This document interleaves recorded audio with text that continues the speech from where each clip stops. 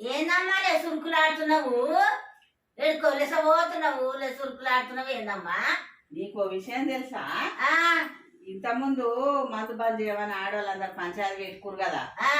ఆ షాపోడు ఏం ప్లాన్ వేసిండు అంటే ఆ మందు అమ్మడబోతలేదని ఇక ఒక మందు బాటిల్కి ఒక పట్టు చీర ఫ్రీ అని పెట్టిండు. అట్లనా?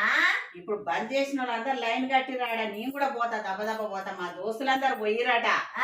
ఒక్కసారి తాగితే ఏమైతుంది? ఇంతకుముందు ఆయన నీ కొడుకు నువ్వు నేర్పుతావు మళ్ళా? నేర్పుడు కాదు, ఏం కాదు. బాటిల్ తెచ్చుకుంటా, పట్టు తెచ్చుకుంటా, మళ్ళీ పట్టు చీర ఇప్పిస్తాడా అమ్మా? పోయిరాపు పోయిరాపు. మళ్ళీ వస్తా నేను, డబ్బులు వస్తా, జాగ్రత్త ఇంటికాడ.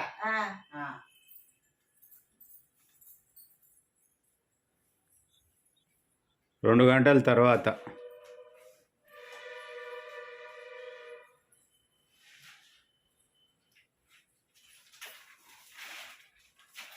ఏదమ్మా నీ ఘనకార్యము? ఇగో నా ఘనకార్యం ఇది. దీనికి 500, దీనికి 1000 రూపాయలు. అతనా? ఈ పట్టు చీరకు 4000. అమ్మో, అంత పెద్దది ఇచ్చిండ్రా? అంటే మనకు 3000 లాభమే కదా అమ్మా.